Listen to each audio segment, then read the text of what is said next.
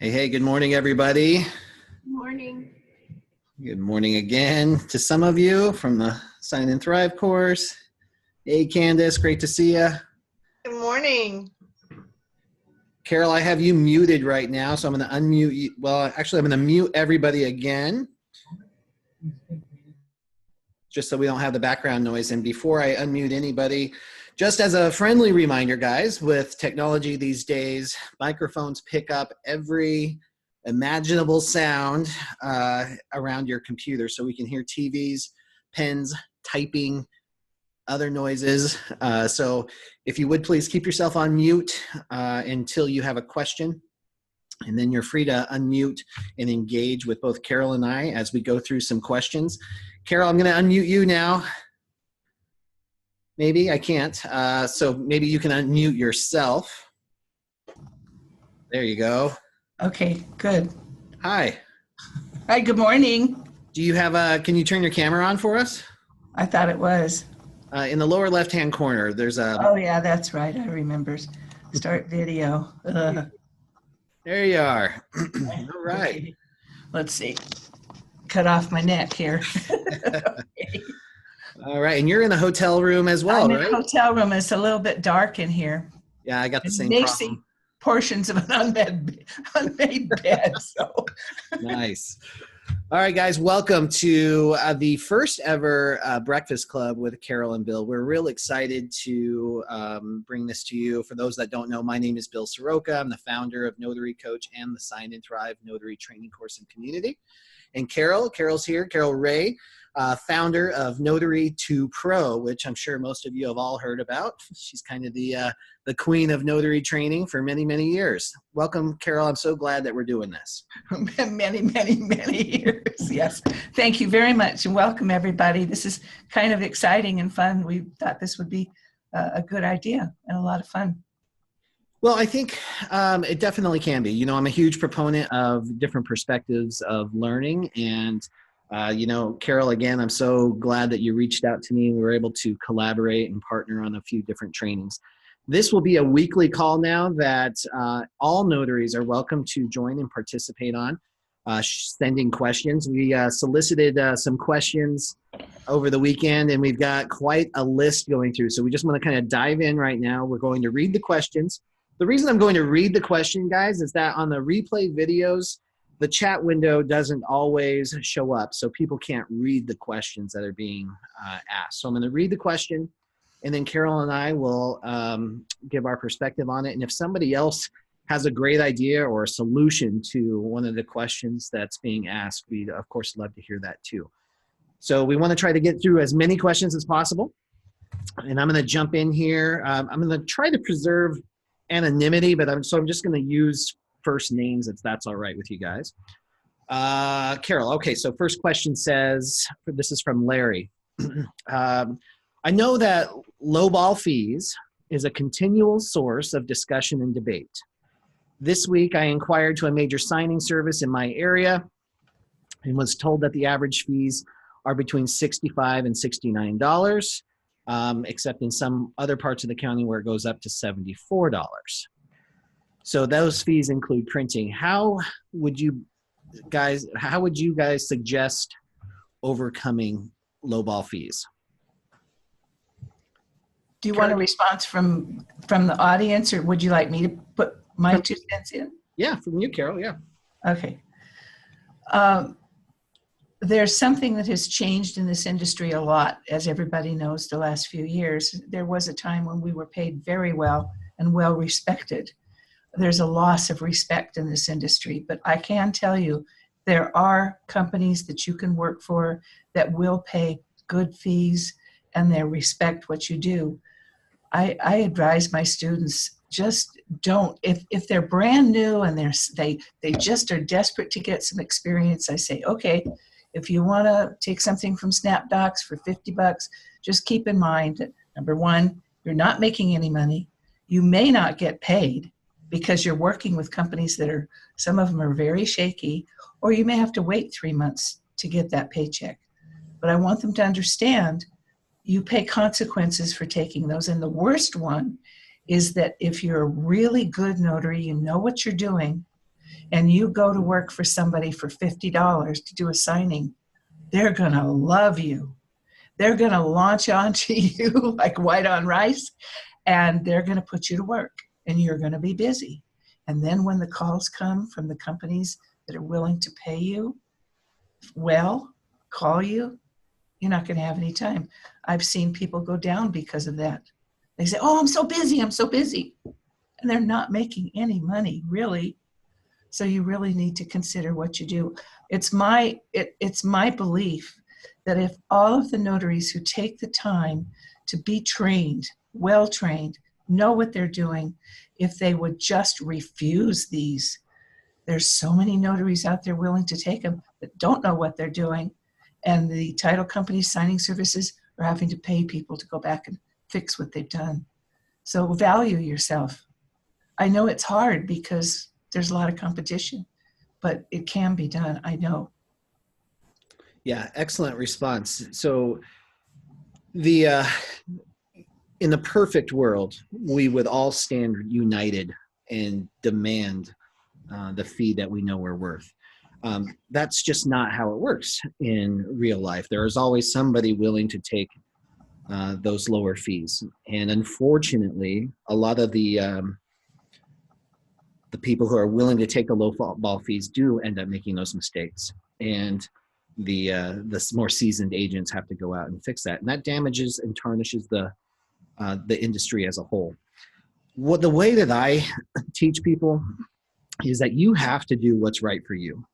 And as long as you understand what you're getting into and what the implications are and the ramifications, if you understand what's happening and you still make the decision to do that, that is your decision to make. You can own that. You don't have to justify it, or you don't have to get into a forum and post about it and talk about it and then listen to all the onslaught of opinions that you're going to have about that. If you can make a living if it makes financial sense to take $50 or $65 for a signing at first because you want that experience, then get that experience. But Carol makes a really good point. You don't want to be so busy making $50 a signing that you don't have time to take $150 per signing. So you have to constantly kind of balance that out. But ultimately, you are the only one that you have to answer to. Great feedback. Let's go to one of the chat questions here. India says, what is a rule of thumb for determining fees? Everyone says each person has to determine their own, and I understand that, but often people don't want to give a rule of thumb. Carol, do you want to take that one? Do you have a... To determine the fees, I think you need to determine the fees by knowing what your expenditures are. And you've got to consider everything. Number one is training. It's a vital part of what we do today. And I think the training increases your value. Your training, my training, any kind of really good training increases your value. If you're recognized as holding a certificate, you're going to get paid more by companies that are willing to pay more. But you have to consider the cost of your vehicle, what it costs to run it per mile. You need to know exactly what that is. You need to know what you're paying when you print a document. How much do you pay per page? What about your supplies? What do you spend? What is your average expenditure on every signing that you do? When you come up with an amount where you say, wow, this is what I'm spending, it'll give you a much better idea what you need to earn to be able to make a profit. I mean, I love this work. I've always loved it. I'm dedicated to it, but I'm not willing to work for nothing. I mean, at a time when I started doing this, I needed the money. And, my husband and I were seniors, and I knew what my expenses were. Right down to the pennies. I knew exactly what I was spending. So I think that's the only way you can really determine what you need to make. If you're staying close to home, if you have a car that gets great mileage, that all goes into, so it does fluctuate from signer to signer, what they're spending. But that's what I teach. It does. And you always want to have kind of an idea of what your expenses are. And Patricia makes a really good point here too, is don't forget about your tax liability. You got to pay tax on your income. And one of the nice things about owning your own business, if you structure it correctly, you get to deduct a lot of taxes. There's ways to avoid self-employment tax and things like that too. So, but you always want to keep that in the back of your head.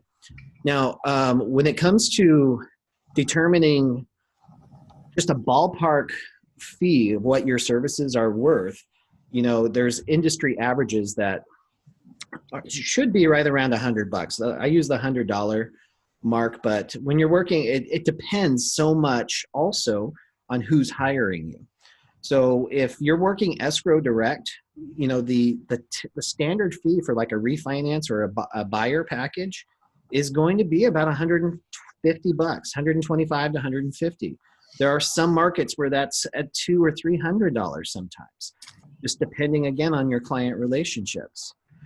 Everything changes when you're working for a signing company though. So it's important to understand that. The signing company has gone out and built relationships with escrow companies or lenders or whatever their relationship is.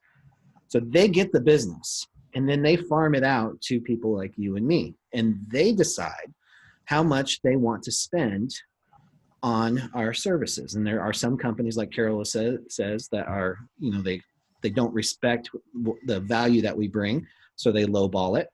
And then, so you're getting 40, 50, 60 bucks, but they're still charging. There's no question about it. They still charge $125 to $150 per signing in most cases. So they're just farming out a little piece to you and then they keep the rest.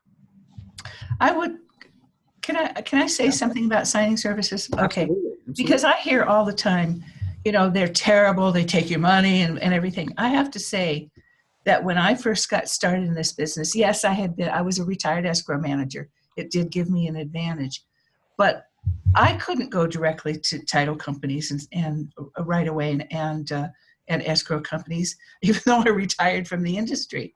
They just weren't interested. A lot of people had in-house at that time.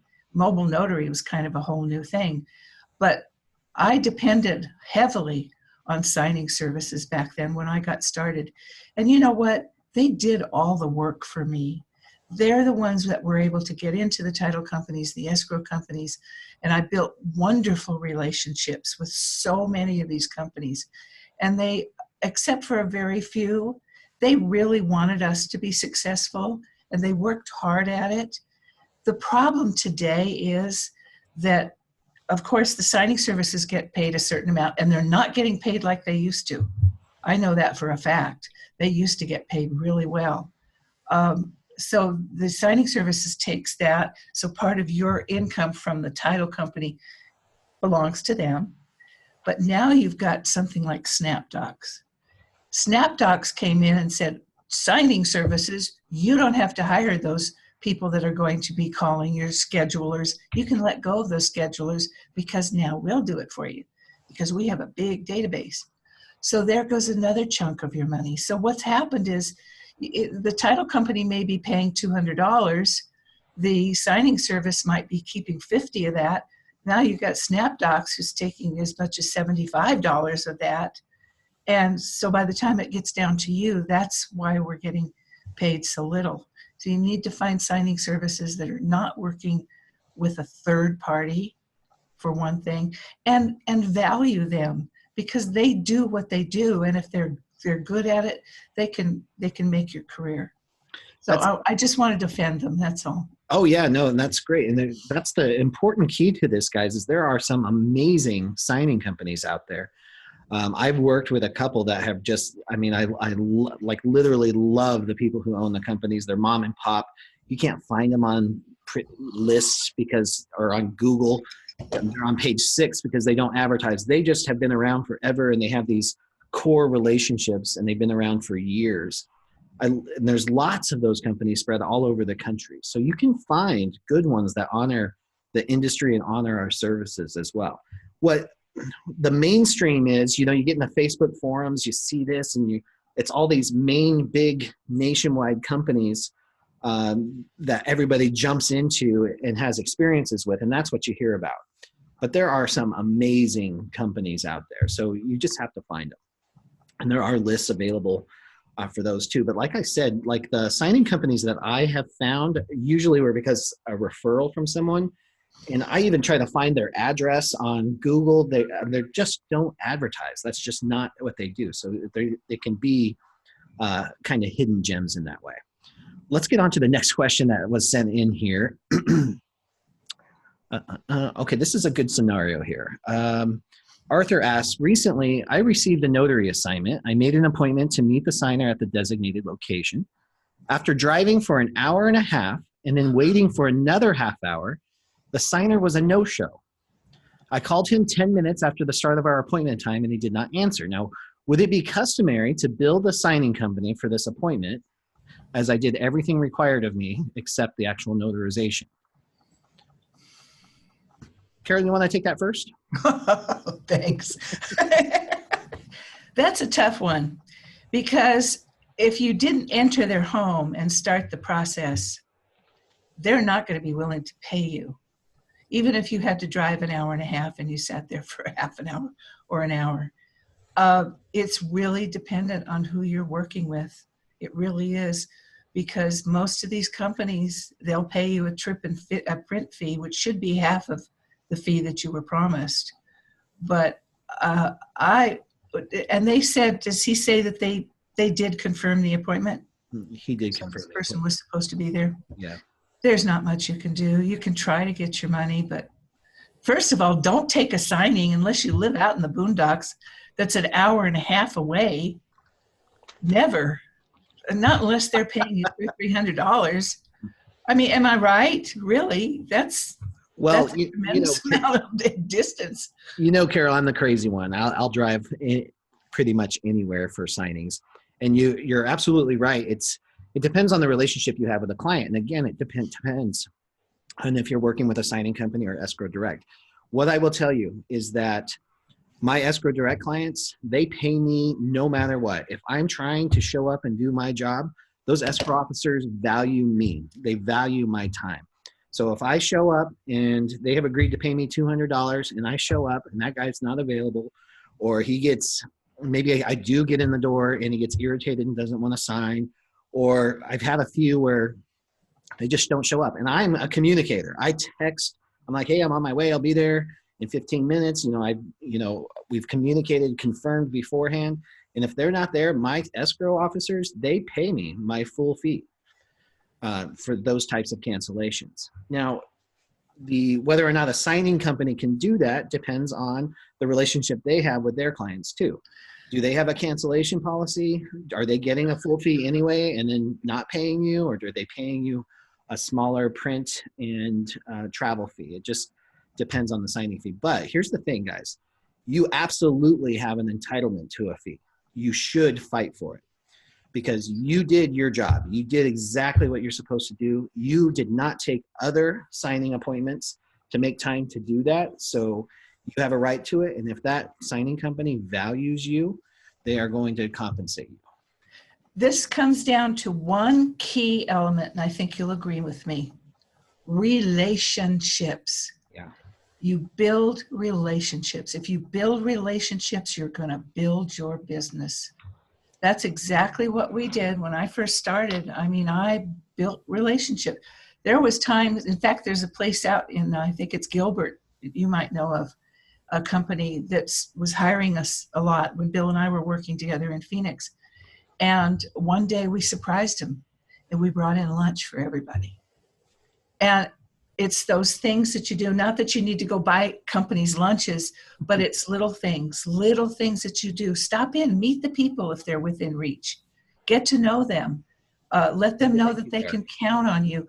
Yeah. That's when you're going to really be successful. So to me, I tell my students this, it's the relationships that you build. It is all about the relationships. And I feel like, I say it all the time. This is a relationship-based business. You never know who you're going to meet. You want to cultivate these relationships. It doesn't have to be, like Carol said, it doesn't have to be anything extreme. It is the little things. It is the thank you cards. It is the checking in on your emails. It's tagging them in a LinkedIn post with an article that might make a difference to them in their business. That kind of stuff is how relationships are done. And it's not different than what you do in your personal life. So it's not like this, oh, I have to form relationships. It's not, it's what you do every day anyway with the people that you love. The little things that you do for your kids or your spouses or whatever it is, you're just kind of doing that for other people too. You probably do it for your friends. Incorporate these people into your circle just like that. And there's a human being behind every desk, behind all the technology. They want to feel appreciated just like you do. They want to feel like they matter just like you do. And when you can tap into that and you make people feel that genuinely and authentically, your business changes. Can I tell a story? I'm a storyteller. Oh boy. Absolutely. Here we go. Okay. No, I'll make it quick. I was working a lot for a particular title company. I won't say who it is now, but it was a title company. They were wonderful. They treated us nicely, but I got to know the scheduler. First of all, it's another story, but when you answer your phone and you're friendly and you're open, you make that scheduler feel important. Oh, they like you. They'll call you above anybody in your area when you build a relationship with them. So I built a relationship with the scheduler. And for months and months, she was always the one that called and gave us lots of work. And she left. In fact, right before we came to California, she said she was taking a huge leave of absence or she might not ever be back. Okay. I got a message, a note from her about, I guess it's probably been about 4 or 5 months now. And she said, I'm back, but I'm no longer the scheduler. I am the manager, the vendor management person. Yeah. And she said, I want to hire your students. So that went from a personal relationship between the two of us to her coming back to me. And it's opened up to all my students who are getting work from them. So you just never know who you're dealing with and what it takes. That's exactly right. You never know who's sitting across from the table, guys. There are so many stories I could share too, where you're just hanging out, having a good time doing a signing, and it turns out to be the escrow manager for your dream client. And then she loves the way that you sign and you start doing signings with her. That has happened to me twice. So you just show up. And that's why it's important to know your stuff. When you're confident in your competence, you can focus on the people that you're signing. So you can connect with them on a level that most people don't. Most signers come in and they're so stressed out about messing up the paperwork that there's no humor. They got their resting bitch face on fleek. They don't talk. They're just stressed out. But when you're so confident that you know what you're doing and you can connect and make eye contact and make a few jokes if it's appropriate and connect, that's how relationships move from the signing table to lifetime and other referral relationships too. The critical part of this, guys, is this isn't always about your signing company. You never know what you're going to be doing in 10 years. You never know what you're going to be doing in 6 months. You might be moving on. You might have another product or another service to add value to your business. Use these signing opportunities to lay the foundation for something awesome. Who knows what life is going to be like for you, but these connections can make a difference now and in the future. Now, I want to move on, Carol, if it's all right with you, because I really want to talk about debt resolutions, because so many people ask questions about that. And I think probably 10 of the questions that were emailed have to. And this is Breakfast Club, guys. Where's your coffee? Got my little health drink here. So debt resolutions, lots of debate in the forums. People are terrifying each other with these ideas that being an independent contractor for a law firm is somehow different than being an independent contractor for an escrow company or a signing company, and whether or not you should do them from a legal standpoint or a feel-good standpoint. Carol, what's your take? They're very tricky. We did a lot of them for a really good company a number of years ago, and it was the only one that the only company I would work for. The last one that I did was years ago. We went into the woman's house, we started going through things, and I realized this is terrible. Thank God she realized it too. And I never did any after that. There are a couple of companies that do debt resolutions, and they're up and they're good. It's just difficult when you're new, especially, to know what you're doing. I don't like the idea that you walk into someone's home and you sort of intimate that you work for that company and that you are their legal representative or anything like that. So they're not my favorite, to be honest with you. There's just bad companies out there that take advantage of people. So let's talk about that a little bit, because there's the feel-good situation, which some people can overcome and some people can't. And that's kind of what you're talking about here, is you get in there and you see, some of the fees involved, what the directions are for how this whole thing works. And it doesn't feel good to you maybe individually, but that's not necessarily our place to decide what's right for that client or not. But we have to decide if that's something we want to do every day. So that part of it is a very personal decision. There is a lot imbalance there because there's lots of debt resolutions out there right now. So they come through on SnapDocs and it's consistent business. They usually pay about $50. They've removed pretty much the thinking part of it, which drives me nuts, but sometimes it's kind of cool because it's just a script and a presentation that you go through, a couple signatures and you're done. Very rarely, well, at least the ones that I've seen, they don't even require notarizations. So those companies are using notaries because there's this element of professionalism and criminal background check. So if the company's sending somebody in the house, they know that they're kind of covered that way.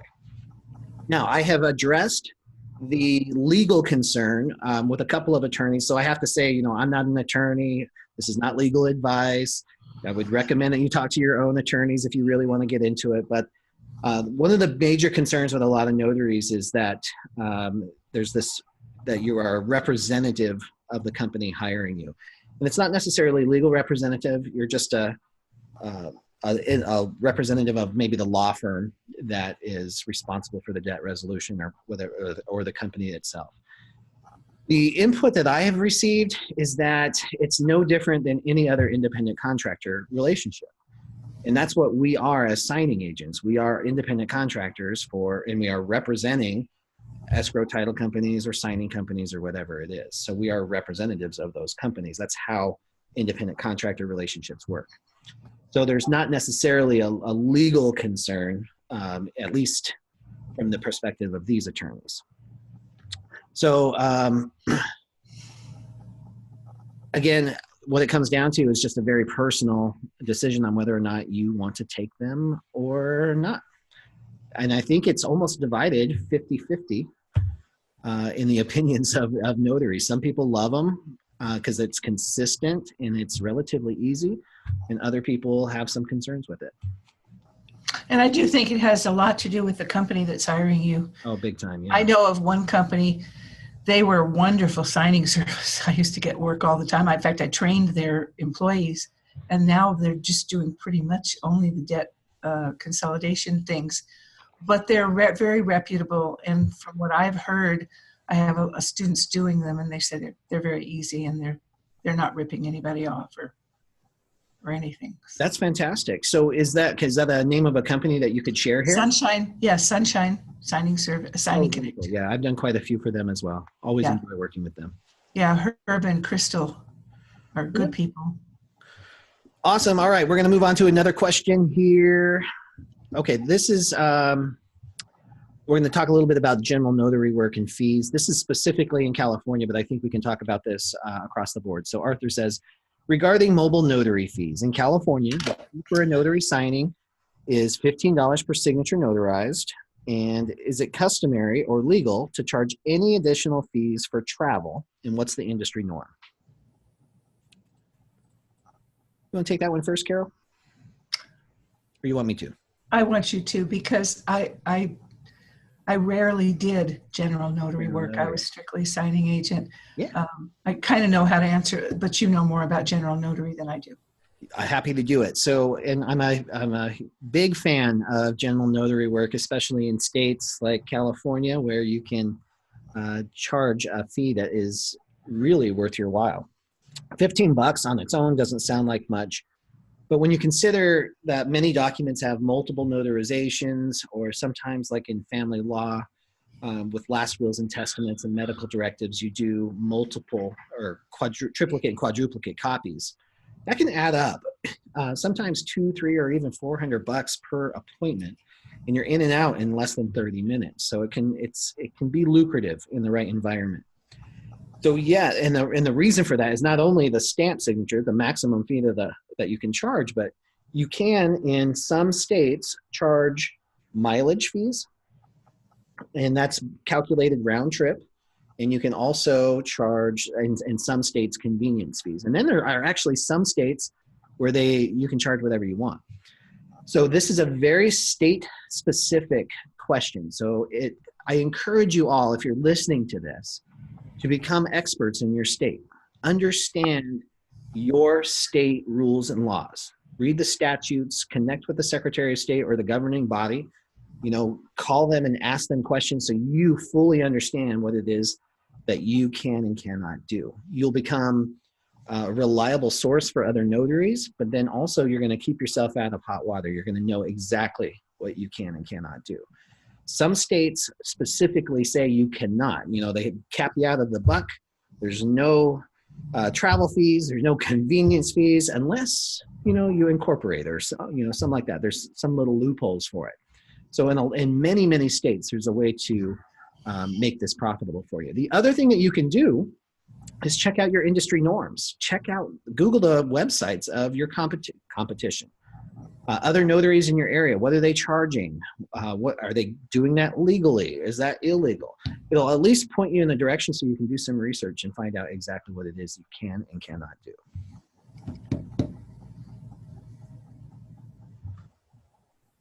Let's see if we got a question over here. Oh, good question. This is perfect, Marianne. On the per signature, is it per unique signature or truly per signature? Meaning if the same person has to sign and notarize 3 different places, would that be 3 or 1? So the way that you can look at that in most states, again, you want to check with your state, but it's usually how many times your notary stamp is stamped on the paperwork. That's how much you can charge. So it's $15 per 3 stamps. On that, if there's 2 people and 6 different notary blocks, that would be 6 different stamps. All right, cool. So let's move on to one of the other questions that was sent in earlier.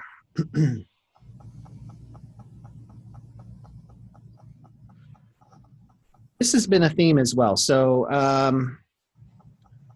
Chris says he signed up with a couple signing companies. He still hasn't received any signings from them. And he's called them to follow up, and they said that it'll probably get busier at the end of the month, but he really wants to get his business going. What should he do? Kara, do you want to take that one on the signing side? Sure. You have to, especially when you're new, most of your time is going to be spent on the phone.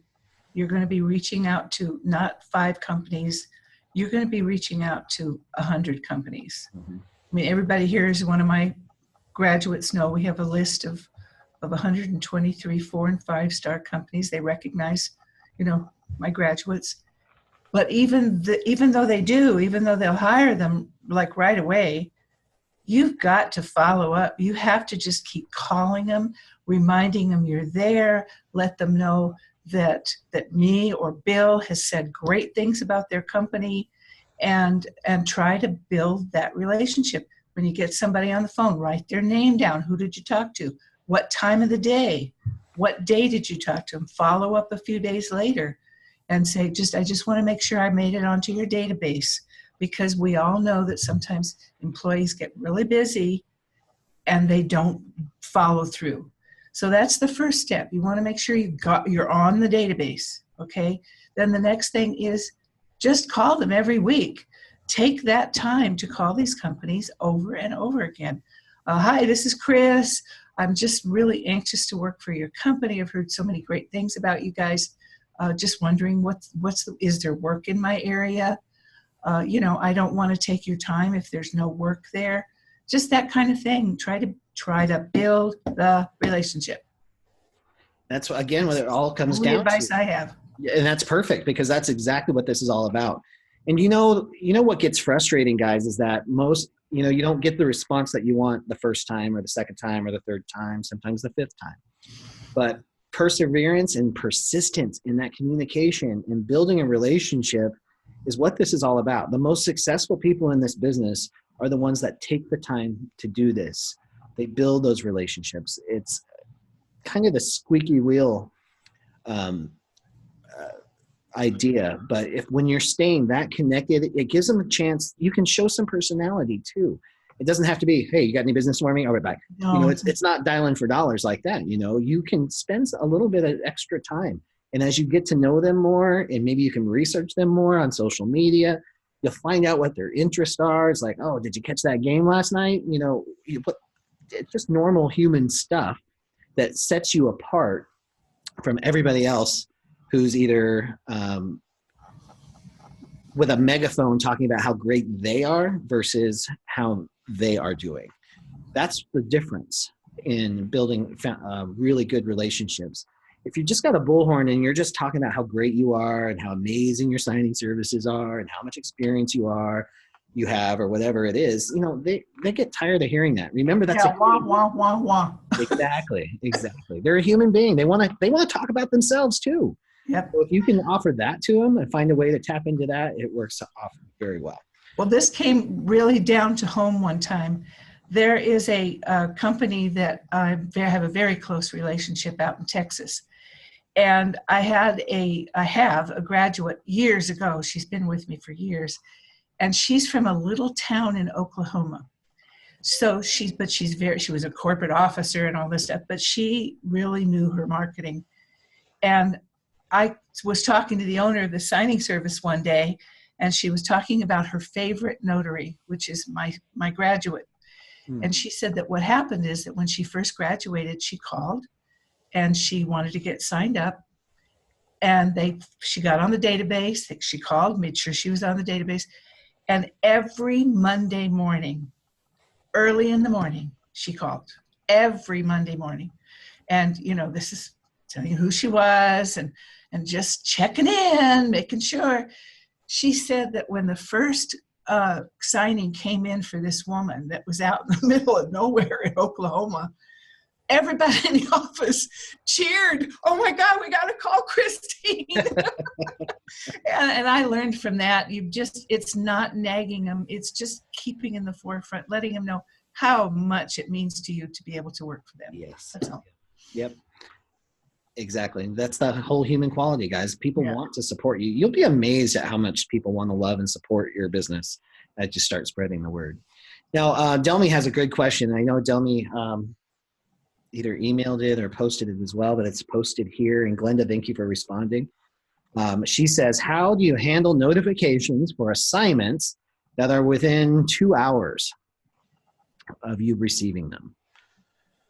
So I have a couple of opinions on this one. Carol, you want me to start with this one? Sure. So the first thing that I would recommend is that you not take it personally when assignments come in very last minute. I do a surprising amount of conversations about what do they expect me to do? I just got, it's not about you necessarily. When those signings come in last minute like that, it is usually because another notary has canceled on them or something urgent has come up. So it's not necessarily like, there's no way, how could they expect me to drive 2 hours when the appointment's 2 hours? Especially on SnapDocs, that it's not, they don't have a system. So it's just going out to 5,000 people and you figure it out. So it's not that they're not thinking, oh, well, I don't calculate the mileage for you and stuff like that. They're just not thinking at all. They're just blasting it out to people. So you have to make the decision for you. In the beginning, when you don't have that confidence yet, that you can do a signing without reviewing the documents and understanding what's going in without having a look at it, then don't take it. Don't take the signing if you're not ready. If usually in the beginning you hope that you're going to get at least 24 hours, 48 hours notice to review the documents. That's not always realistic. I love it when it happens, but it doesn't happen all the time. So if you feel negative pressure to take a signing, if it just doesn't feel right and you're like, oh my gosh, what if my printer doesn't work? Or what if it's a reverse mortgage that I haven't done yet and I don't have the time to, and you're going to be all discombobulated when you walk in there. It's going to be a negative experience for you for sure. And then maybe for the borrower, and maybe that's going to result in some mistakes. Then always keep service in mind and don't take the signing if you're not ready for it. Carol, what do you think? I'm really bad about this. I don't tell my students what they can and can't do ever. It's their life. They run their business. Mm-hmm. But I give every new graduate one warning. Do not take a last minute signing for your first few signings. They are always disaster, always. I've had printers go down. One gal, oh my God, she took this signing and it was like 200 pages and she had never used her printer before. She ended up with pages all over her floor. She called me in tears. I'm supposed to be there now. I said, how long ago did they call you? An hour ago. No, it's just, if you're brand new, don't do it. It's going to start your career off in a very bad way. And it really will, guys. And remember too, peace of mind means a lot. You're self-employed, you're working towards a bigger dream, and your peace of mind means a lot. And if you are injecting yourself into this high pressure, high stress when you're not ready, when you don't know the documents inside and out, and you don't know how you're even going to knock on the door right, don't do it to yourself. It's okay to pass on those situations. There will be plenty more coming. Yeah, you want to start off on a happy note, successful, enjoyed the people. No. Yeah, exactly. All right, there's one that I would like to talk about too that I think Valerie sent over, and it's about the 4506T. In a 4506T is the request for tax transcripts in a loan file package. Let me see what she exactly asked here. Okay, so regarding the 4506T, it's a purchase, a husband and wife, and the wife is a non-borrowing spouse. The signing service provides 2 of the 4506Ts. Now, I'm going to show you a 4506T here in just a second. One of the 4506Ts has the husband and the wife's name, and then the second one only has the husband's name. So how would this be filled out? And I'm going to share my screen if that's okay with you guys, because I want to show you. I know we have some very new people that maybe do not know what a 4506T is. And this will be one of those documents that you get to know very, very well, because there will be one in almost every single closing package that you sign, and probably multiple. And the borrower will have seen and signed this anywhere from 3 to 6 times throughout the loan process. So they'll be familiar with it as well. So in this scenario that Valerie highlighted, there is a husband and wife's name written up here, like husband, and then the wife here as a joint name, and then the signature line down here. So the question is, how do you know what they're supposed to sign? And the general rule of thumb, and Carol, you tell me if you have a different way on this, but these are always pre-printed, or I say always, they're not always, but usually pre-printed. In this scenario, one has the husband and wife, one only has the husband on it. The general rule of thumb is whatever names are printed up here, that's who needs to sign the document. That's right. Any more clarity on that one? If number 2A is filled in, then the second spouse has to sign. Then it signs right there. What a lot of people, especially new signers, do sometimes, and they'll do this on the loan application too. If the person's married, but only one of them is a borrower on the loan, if it's asking for spouses' information and signatures, if they're not on the loan and not on the title, you don't have them sign it just in case. And that's the way I tell my students that you can tell if there is a situation with a non-borrowing spouse. The first thing you should look at is the 1003. But there's something about that 1003. I want to get your opinion on this, okay? Yeah. At the top of the 1003, it says, if this is a joint application, both people must sign, right? Let's say you have a 1003, the husband is the borrower, the wife is nowhere on that. And yet, if I do not have the husband, who is not a joint borrower, not sign it, this is what my experience when I was doing this myself, and I've had my students say the same thing. If you don't have them sign it because they're not supposed to, the wording there says only sign it if you're a joint borrower, and you don't have them sign it, every time you'll get a call from the company. It says, you didn't get the signature of the borrower up there. And I'm like, don't you guys read your own documents? Yeah, that is one of my biggest frustrations. So I tell everybody, just have them sign it. And nobody's ever had a problem. So here's and I talk about this a lot in my actual training because this is where logic does not prevail. If you read the paragraph, it does specifically say if this is a joint application, or if one of those check boxes are checked, you can have them sign. But almost every lender just wants the signature anyway. The thing is, if you have the borrower sign it and they don't need it, they're just going to tear it up, throw it away, and then they're going to print out a clean one without the signature. The only way that gets complicated, and I don't want to get it in here too, is that sometimes on a 1003 they have the initials down below, and that can kind of complicate that. But as a general rule of thumb, you should just have the borrowers sign that top portion anyway, even if it doesn't make logical sense. All right, we're going to stop sharing here. All right. Has anybody asked about the trust where it says as an individual or a trustee under the line? No, we haven't had that question yet. Has anybody here run into that?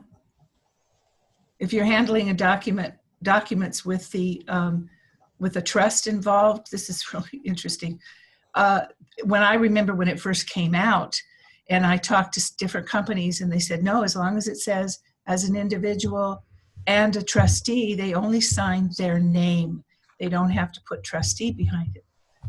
I had a signing, we went out, it was a VIP signing, and it was like 50 miles away, which is a long distance for me. And we had them not sign it because this was brand new. But I did exactly what I was told that I had been told before. Long story short, I get a call, I have to go back because they wanted the people to sign trustee. It was a Bank of America loan.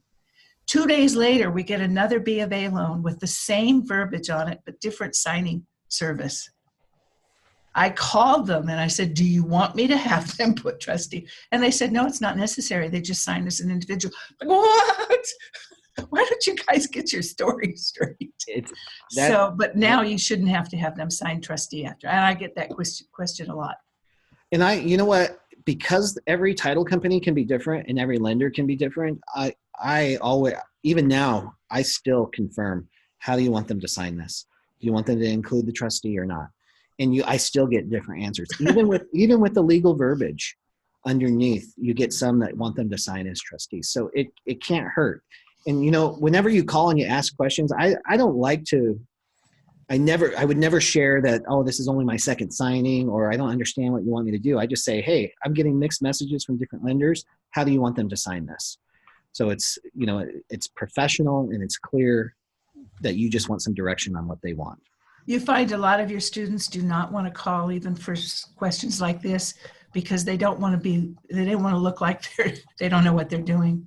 I have not found that. In fact, I have found that a lot of my students have no problem calling. And some of them overshare, some of them don't share enough either. But I have not, I think as a whole, I think a lot of people don't want to call because they don't want to look stupid and they don't want to interrupt. Exactly.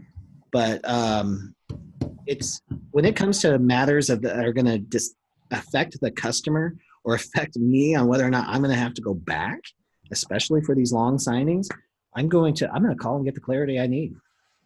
But we're well more experienced than a lot of our students are. And besides, they have us. We're mentors. Yeah. Oh, yeah. You can always call us too. That's what the perks of the training is. If you have a question, just give us a call. A lot of times I just say, hey, you need to call the lender because you need to clarify how they want it, because it could go 3 different ways. Bill, yes. Can I say something back on the tax form? Yes. The box above the signature. Let me bring it up again. Okay. I've noticed that a lot of the companies have been checking that, and it's already X'd in instead of having the clients check it. I have noticed that there's been a movement towards that too. It's not always the case though, so you don't want to become reliant on it.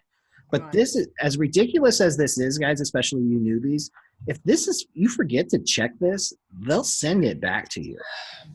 As insane as it is, they won't just check that. Even when they have a power of attorney that grants them the right to do so, they won't do it. So they'll actually request that you go back out to a borrower's house sometimes. That's real important. And being a student of both of y'all, I just wanted to let you know that I do call and ask questions, and I say, I don't mean to bother you. And they say, we'd much rather you ask than not ask. Yeah. So, to me, they're more appreciative if you call. And I said, I don't mean to sound stupid, but, and I always get the response, well, thank you for calling and asking. And you're very special, Judy. I will tell you guys, I'm out here at a reverse mortgage lenders convention, and I'm meeting the heads and the presidents of escrow companies and lenders. We're talking about our reverse mortgage training, but before I can even get there, I like to explore the experience they're having with their signing agents. What challenges are they having? And a lot of it is the unreliability and just not knowing what they're going to get whenever they call these signing services. So, and the communication, when I ask them what their biggest pain points are, it's the communication. They would much rather somebody call and get the clarity they need to make sure they do the signing correctly than to just wing it and then jam up an entire process, especially at the end of the month, guys. And you have to think through the implications and the ramifications of every decision you make in a signing. These are lives. Families moving into homes. They've got closing dates. They've got rate locks. All of that stuff that plays in. If we make a mistake, it's a big implication. It's okay to call and get the clarity you need, either from one of your mentors, somebody on your team, or the lender or the escrow officer. And Bill, I can't wait until you get this reverse mortgage course. I mean, I have a course. It's more about people, compassion, that kind of thing. But you're working with people where they're going to have I think it's going to be a really good course. And I'm a big proponent of the reverse mortgages. So I want to send my students your way once you get that finalized. I'm really excited about it. Awesome. Thank you. I appreciate that. We're real excited about it too. It's an awesome demographic to focus on too. All right. I think we have time for one more, and then maybe we should wrap up. Oh my gosh, really? What time is it? It's almost 10 o'clock. Okay. All right. Let's see here. How many people do we have here?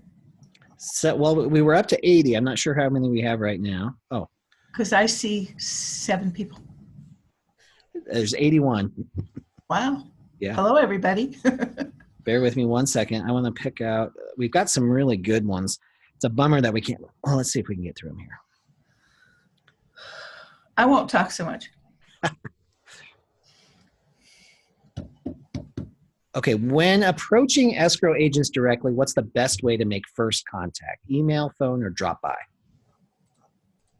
What's your opinion, Carol? Oh, drop by. Here's what I tell my students, okay?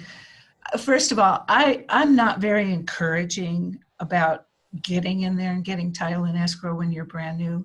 I think you need to kind of earn your stripes a little bit before you start, and we may see completely different, okay? But I think they need to get some confidence, some experience, and feel really comfortable when you go in. If you're close to a title company, what I do is tell people you got to go in, meet the escrow manager.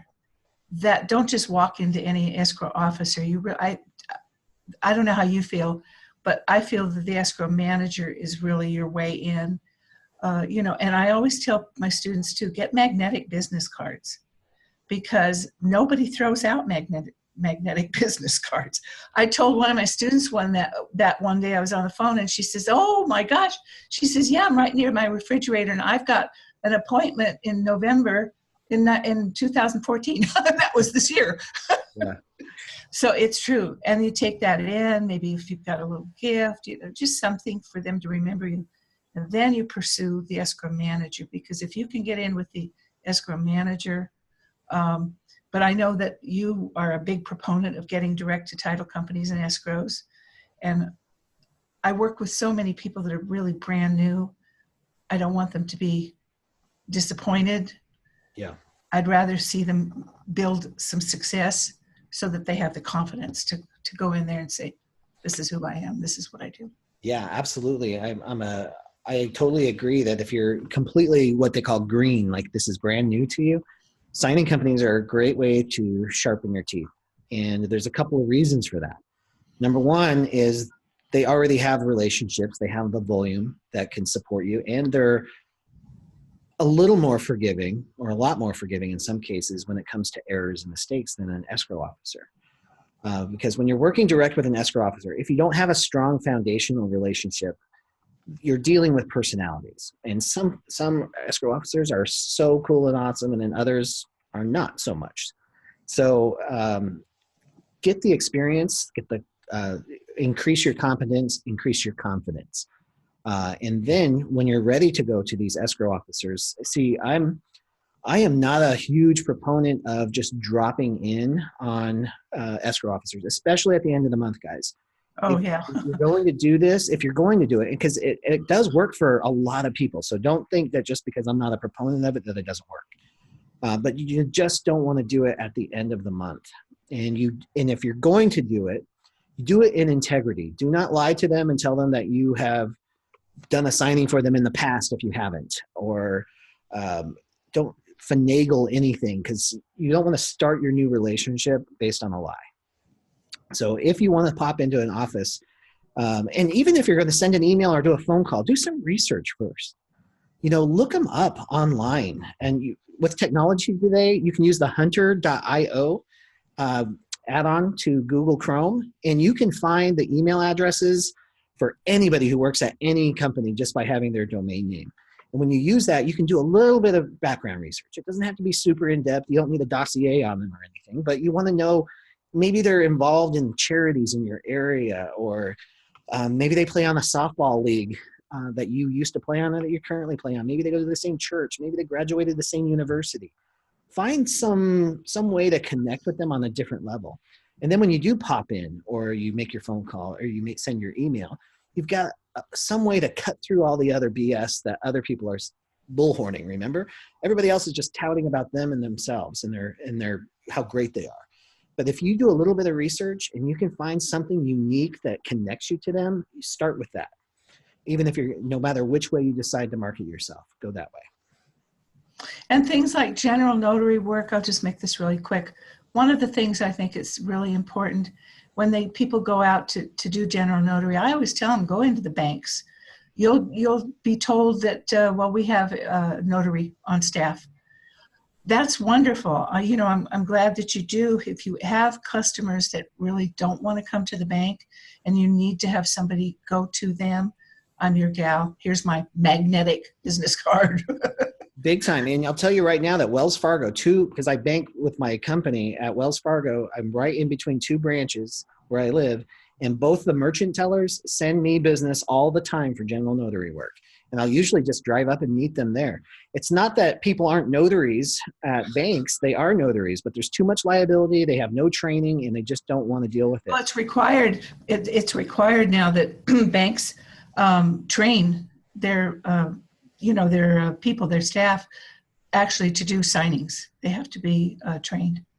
And you know that they're also, and knowing some of them, the training that they get is that, that terrifying training about the legal liabilities of notarizations. Mm-hmm. So they get that training and they're like, holy crap, I'm never doing notarization. I don't want to do it.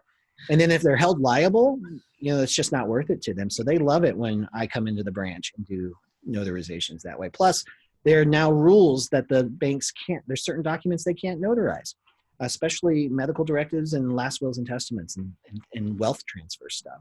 So there's opportunity everywhere in general notary work. And I think that'd be a great thing to talk about next week, guys. It is 10 o'clock. I think we better wrap up. Carol, what do you think?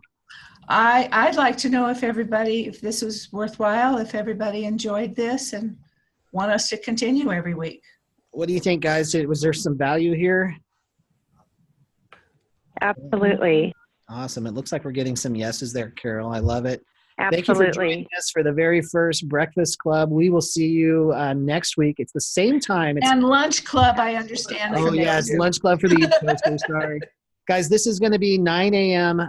Arizona time. Arizona is one of those weird states that does not recognize daylight savings. So this is the last time that California and Arizona are on the same time. So for Pacific Coast, Pacific Standard Time, it'll be 8 a.m. We next change on the 4th. on Sunday. Yep, that's coming up. Yeah. So this time next week, it'll be a different time. Be Okay. sure to Google it, guys, and send your questions in. I'll send you a couple of reminders throughout the week, but thank you so much for spending so much time growing yourself and your business with Carol Ray and myself. Everybody have a wonderful week. Yep, have a great week.